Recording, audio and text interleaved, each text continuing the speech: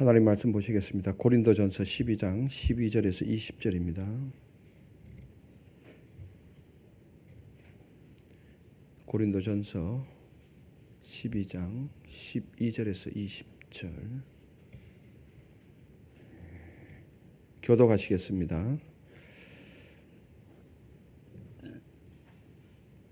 몸은 하나인데 많은 지체가 있고 몸의 지체가 많으나 한 몸인과 같이 그리스도도 그러하니라.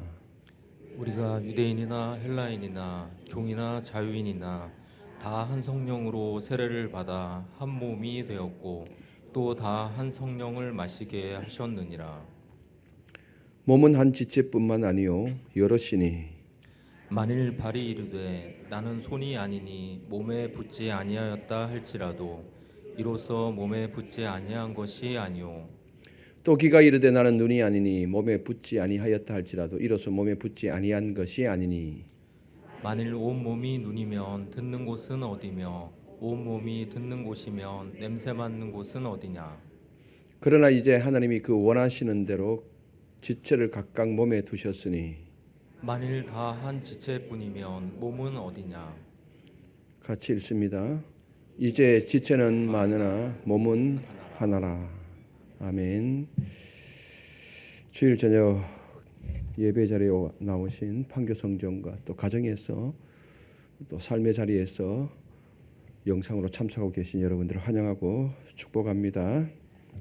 오늘 주의 몸된 교회를 섬기시고 이 시간까지 함께하고 계신 여러분에게 하나님의 은혜가 배로 충만했으면 좋겠습니다.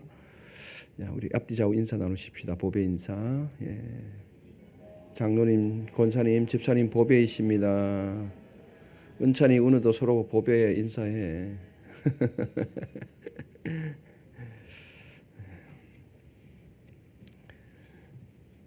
이 시간 마치고 이동하시는 분 계시나요? 한번 손 들어보세요. 이동하시는 분 계시는지. 없네요. 있으면 제가 50분 안으로 끝내드리려고 그랬는데 이동하시는 분이 없어서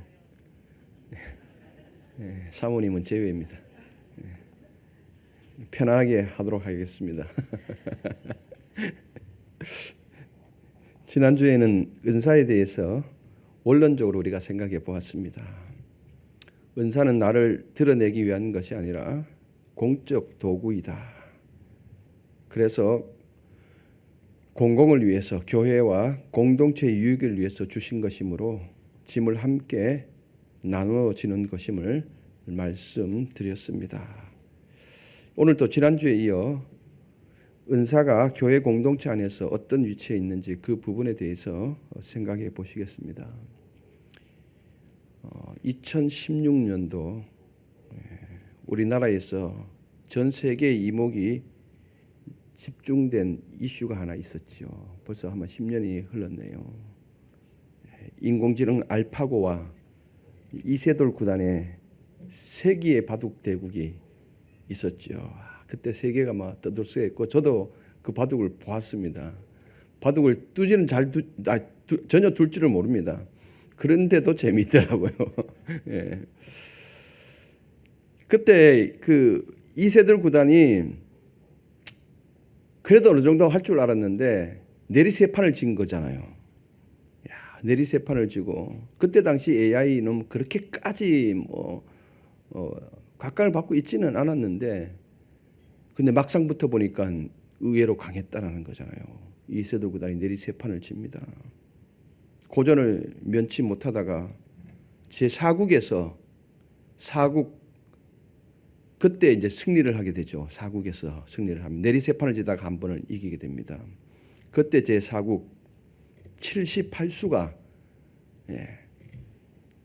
전 세계적으로 신의 한 수라고 불리며 큰 화제를 이끌었죠. 알파고의 허점을 찌르게 된 것이 바로 78수였습니다. 이게 신의 한 수라고 그러는 거죠. 성도 여러분, 바둑에서 신의 한 수는 인간의 생각을 뛰어넘는 기막힌 수를 말합니다. 바둑판의 돌 하나가 그 자리에 놓임으로 인해서 죽어가던 이 대마가 살아나고 승패가 뒤집히는 수, 이걸 신의 한수 묘수라고도 하죠. 오늘 본문이 우리를 향하여 이와 같이 말씀합니다. 저와 여러분이 지금 서 있는 그 자리, 그 직분은 우연이 아니다. 또 어쩌다가 보니까 있는 자리가 아니라 온 우주의 고수이신 하나님께서 두신 신의 한수라고 오늘 선포하고 있습니다. 저나 여러분들이나 다 신의 한수입니다. 묘수인 거죠. 오늘 말씀을 통해서 우리의 인생과 공동체를 향한 하나님의 완벽한 은사의 배치를 깨닫는 은혜가 있었으면 좋겠습니다. 두 가지입니다. 첫째, 비교와 해결하는 몸을 죽이는 악수입니다. 악수. 우리에게 주신 은사, 직분, 이 자리가 신의 한수를, 하나님이 주신 신의 한수임을 깨닫지 못하는 가장 큰 이유는 내 눈에 보이는 것들로 남과 나를 끊임없이 비교하기 때문입니다. 명절을 이제 맞이했기 때문에 여러분들 절대 자녀들 비교하지 마십시오. 또 막 형제간에 마음이면 이제 사촌들이 있잖아요. 조카들이 있잖아요. 절대 비교하면 안 됩니다. 다 가치가 있는 겁니다. 어쨌든 모든 사람은 다 하나님이 가치를 주신 거예요.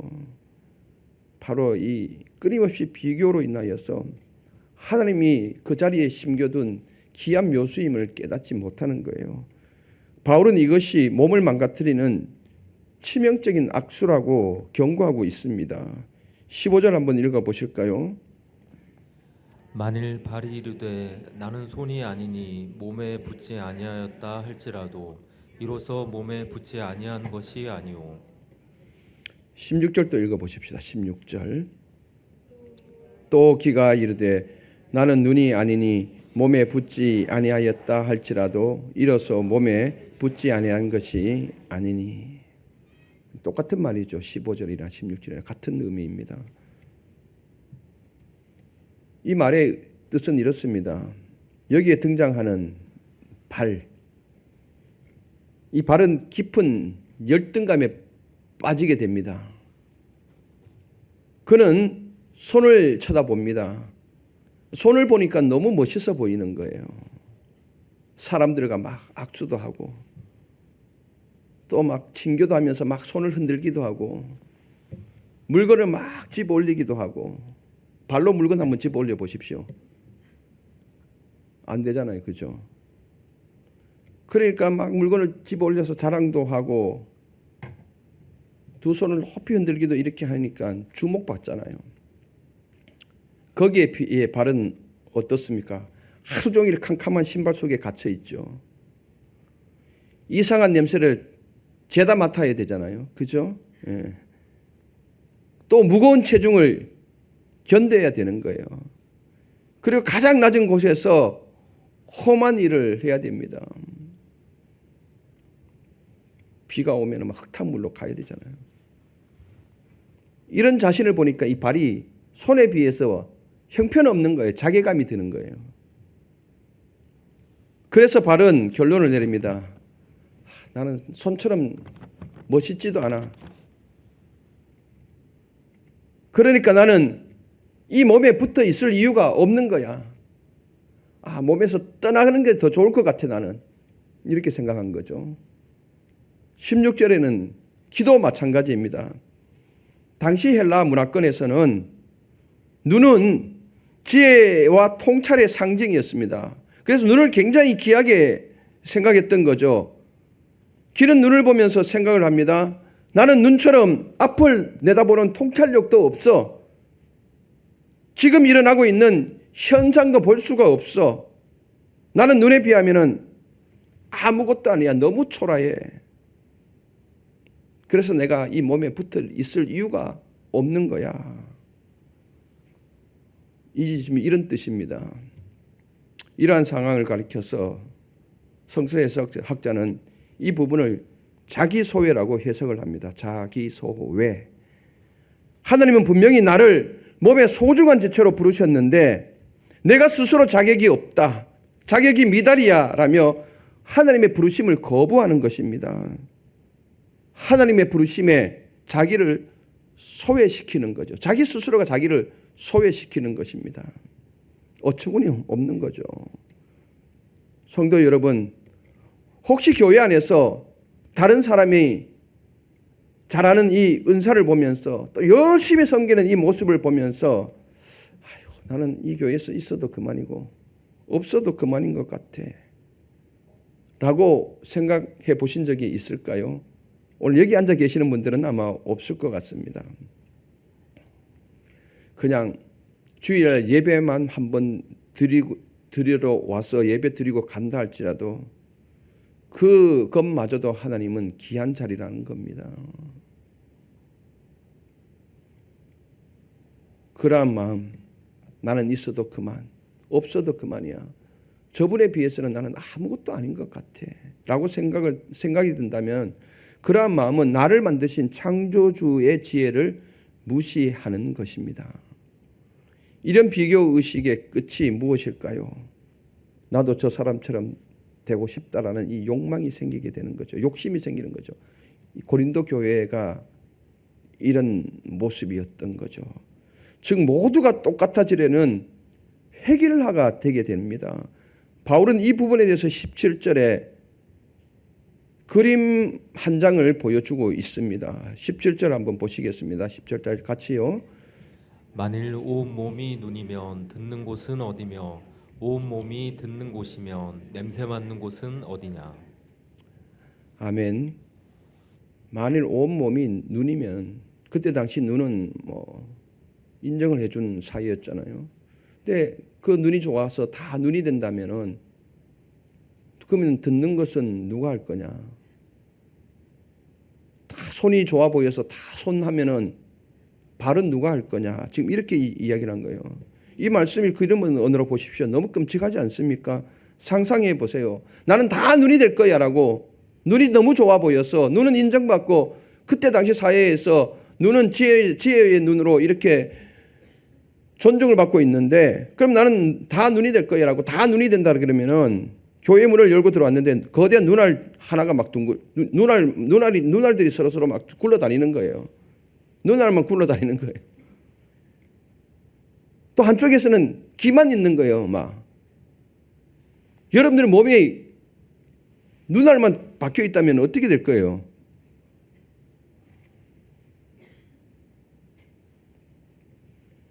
눈만 있고 귀만 있고 코만 있다면 이것은 몸이 아니라 괴물인 거예요. 괴물. 그렇죠? 괴물이 되는 겁니다. 모두가 강단에서 말씀을 선포하겠다고 하면 또 모두가 찬양만 하겠다고 하면 모두가 청소만 하겠다고 하면 이거는 그렇게 했으면 좋겠어요. 모두가 청소만 하겠다 그러면 좋을 것 같아요. 청소만 하겠다고 하면 모두가 리더가 되겠다고 하면 교회는 정상적이지 못하고 딱 한 가지 일에만 특화되어서 그것만 잘하는 괴물이 되는 거예요. 괴물. 여기에 대해서 19절 말씀을 합니다. 19절 만일 다 한 지체뿐이면 몸은 어디냐. 다름을 인정하지 않고 모두가 똑같아지는 순간 몸은 죽게 됩니다. 기능을 발휘하지 못하게 되는 거죠. 내 옆에 있는 지체가 나와 다르다는 것, 나와 생각이 다르고 은사가 다르다는 것, 그것은 불편한 일이 아니라 우리 교회가 건강하게 살아있다라고 하는 유일한 증거임을 우리는 믿어야 합니다. 달라야 되죠. 다 똑같으면 어떻게 됩니까, 몸이? 그건 괴물이라는 거죠. 그래서 획일화를 추구하면 안 됩니다, 교회는. 다 달라야 합니다. 이 다름을 인정하고 다름이 틀리는 것 아니잖아요. 우리 언어를 잘 사용해야 돼요. 그죠? 언어를 잘 사용해야 돼요. 틀리다와 다르다는 엄연한 차이가 있는 것입니다. 틀리다는 심판이 전제되는 거예요. 판단이 전제되는 거예요. 그래서 틀리다고 했을 때는 수정을 반드시 요구하게 되어져 있습니다. 자, 2 더하기 2는 5다. 이거는 다른 겁니까? 틀린 겁니까? 틀리잖아요. 그럼 이거는 수정을 해야 되는 거예요. 5를 수정을 해서 4로 만들어줘야 되는 거예요. 이건 틀리는 거예요. 다르다는 것은 가치 중립입니다. 가치를 평가하면 안 되는 거예요. 그 사람이 가지고 있는 고유한 기질이나 성격이나 성향이나 이걸 그대로 인정을 해줘야 되는 거예요. 그래서 다르다라는 것은 수정이 아니라 수용인 거예요. 수용을 해줘야 되는 거예요. 그래서 교회는 이 다름을 인정을 해야 되는 거예요. 틀린 게 아니면 너가 다르다고 해서 틀린 게 아니라는 거예요. 그래서 우리가 언어 사용을 잘 해야 돼요. 인정을 해줘야 되는 거죠. 그래서 해결라가 되어지면 교회는 괴물이 되어집니다. 어떤 공동체도 마찬가지입니다. 전부 다가 해결라로 찍어내면 그건 괴물이 되는 거예요. 한 가지 일에만 특화되는 거죠. 그래서 해결화 되어서는 안 된다. 다름을 인정해야 된다. 해결화 될 때 이거는 악수이다. 둘째, 나의 자리. 하나님이 주신 은사는 하나님이 주권적인 묘수라는 겁니다. 그렇다면 왜 하필 나는 발입니까? 왜 나는 이름도 없이 발도 빛도 없이 섬겨야 합니까? 바울은 18절에서 이 모든 질문을 잠재우는 최종적인 해답을 제시하고 있지요. 오늘 본문에서 가장 핵심적인 구절입니다. 18절 읽어보실게요. 그러나 이제 하나님이 그 원하시는 대로 지체를 각각 몸에 두셨으니.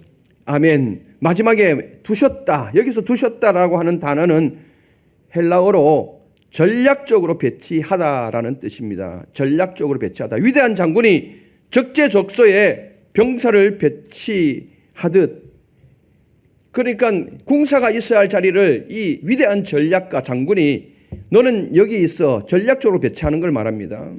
창을 던지는 자는 너는 이쪽에 있는 것이 좋을 것 같아. 배치하는 것, 전략적으로 배치하는 것. 그래서 승리케 하는 것이 이 바로 두셨다라는 말의 의미입니다. 탁월한 건축가가 기둥을 어디에 박아야 할지 이걸 정확하게 해서 건물이 무너지지 않도록 하게 하는 것, 이것을 두셨다라는 겁니다. 의도를 가지고 건물이 든든해질 수 있도록, 전쟁에서 승리할 수 있도록 의도를 가지고 그 자리에 두셨다라는 겁니다. 그러니까 여기서 두셨다라는 말은 하나님이 그냥 그렇게 한 것이 아니라 하나님이 의도에 의해서 의도를 가지고 우리를 그 자리에 두셨다라는 겁니다. 자, 그러면 이제 명절이 이제 곧 다가오잖아요. 설이 언제죠? 화요일인가요? 화요일이잖아요. 이제 내일부터 준비를 해야 되잖아요. 여러분이 지금 그 집안의 며느리로 있는 것 누가 두신 거예요? 누가 두신 거예요?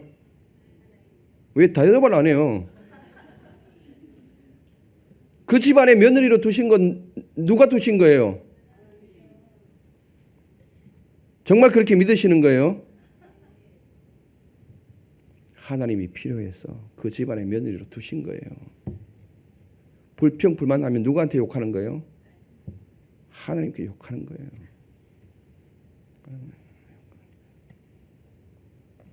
여러분이 우리 교회에서 주방 봉사로 있는 것 누가 두신 거예요? 그래도 감사하게도 지금 우리 주방 봉사가 은혜롭게 잘 지금 섬기고 있잖아요. 너무 감사하더라고요. 지금 2분씩 조를 짜서 이렇게 지금 섬기고 있거든요. 지금 이제 7조까지 돌아갔죠. 오늘까지 7조. 다음 주 이제 8조 돌아가면 이제 다시 또 1조로 올라가는 거죠. 이거 하나님께서 두셨다라는 거예요. 교사로 지금 있는 거 누가 두신 거예요? 하나님이 하신 거예요. 찬양대원으로 있는 것도 하나님이 두신 거. 때로는 아무도 알아주지 않는 발과 같은 자리에서 묵묵히 섬기는 것, 이 모든 것은 의미 없이 결정된 것이 아니라는 거예요. 다 의미가 있다는 거예요. 18절에 그렇게 이야기하잖아요. 하나님께서 그 원하시는 대로, 여기가 핵심입니다. 하나님이 그 원하시는 대로, 즉 하나님의 기쁘신 뜻을 따라서 가장 완벽한 시기에 가장 완벽한 곳에 꽂아 넣으신 신의 한 수란 거, 이게 한마디로 말하면. 할렐루야. 지금 여러분들이 반석교회에 있고 지금 이 자리에 앉아 있고 지금 이 자리에 권사로 집사로 교사로, 주방봉사로, 여전도의 회장으로 지금 있는 것, 그 시기에 적절하게 꽂아놓은 하나님의 신의 한 수라는 거예요. 믿습니까? 그럼 감사해야죠. 모든 것이 감사해야 되죠. 오늘 그걸 이야기하는 거예요. 하나님 보시기에 그 자리에 김 집사가 있어야만 해요. 오늘 김 집사님 계십니까 여기? 없는 것 같은데. 아 여기 한 분 계시네. 아 여기도 계시고. 야 하나님이 정말 정확한 타이밍에 저 자리에 그 주일날 이 성경을 읽는 나레이터로 주신 이유가 신의 한 수인 거예요, 진짜. 할렐루야. 그렇게 믿으면 우리 박수 한번 치십시다. 진짜.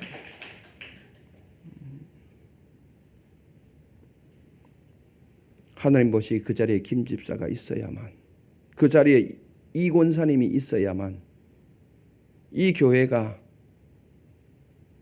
든든하게 세워지고 역동적으로 움직일 수 있게 그곳에 두신 것입니다.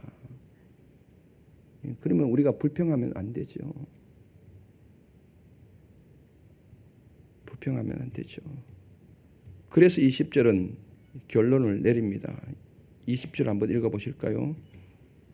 이제 지체는 많으나 몸은 하나라. 지체는 많으나 몸은 하나다. 이 말씀은 다양성은 분열의 원인이 아니라는 거예요. 고린도 교회는 이것 때문에 분열이 일어났잖아요. 몸을 몸되게 하는 생명의 조건이 바로 다양성이라는 것입니다. 깊은 의미가 있지요. 서로 다른 모양의 퍼즐 조각들이 모여서 하나의 아름다운 그림이 완성되어집니다. 퍼즐을 한번 보십시오. 퍼즐 모양이 다 똑같습니까? 하나라도 똑같은 게 없죠. 아주 대형 1000피스짜리 이 퍼즐이라 할지라도 그 조각들을 다 맞춰보면 다 틀려요. 그죠? 내가 가진 모양이 남들과 달라서 뾰족할 수도 있고 어떤 퍼즐은 움푹 패일 수도 있고, 그러나 바로 그 불쑥 나온 이 뾰족한 이 모양 때문에, 혹은 또 움푹 들어간 이 모양 때문에 옆 사람과 딱 물려서 어떻게 됩니까?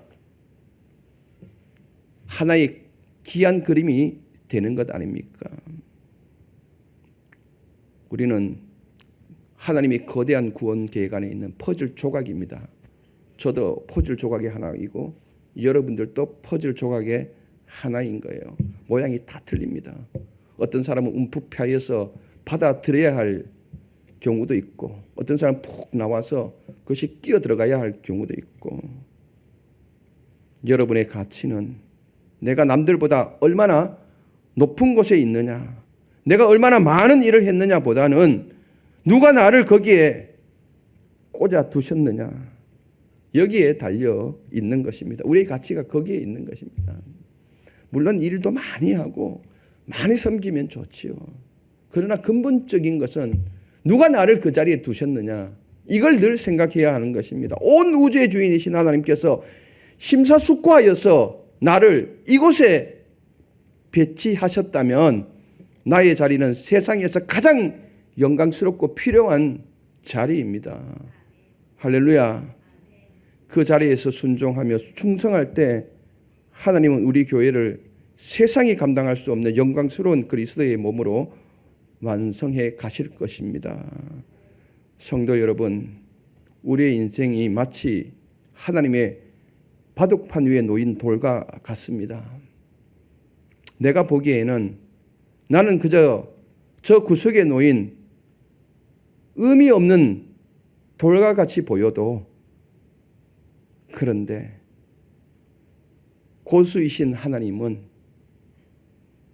어느 순간에 그 자리에 두신 이유를 우리에게 분명하게 보여주십니다. 이게 하나님의 큰 그림인 거죠. 빅픽처.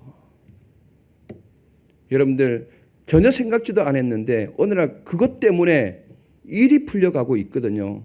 그러면서 하는 소리가 이야기를 야, 이게 큰 그림이었구나, 이렇게 이야기를 하잖아요. 여러분들이 지금 반석교회 어디에 있든지 거기에 두신 이유는 하나님의 큰 그림입니다. 지금은 미약하게 쓰일 수도 있고 더 크게 쓰일 수도 있고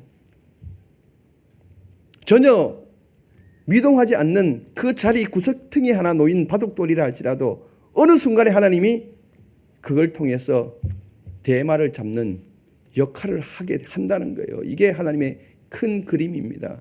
그 그림 속에 지금 저도 속해 있고 여러분들도 속해 있다라는 것입니다. 여러분이 지금 서 있는 그 자리가 우리의 가정과 교회를 살리기 위해서 하나님이 두신 신의 한 수임을 꼭 믿으시기를 바랍니다. 지금 현상을 보지 마십시오. 하나님이 큰 그림 속에서 여러분들을 움직여 가시고 있다는 거 꼭 기억할 수 있었으면 좋겠습니다.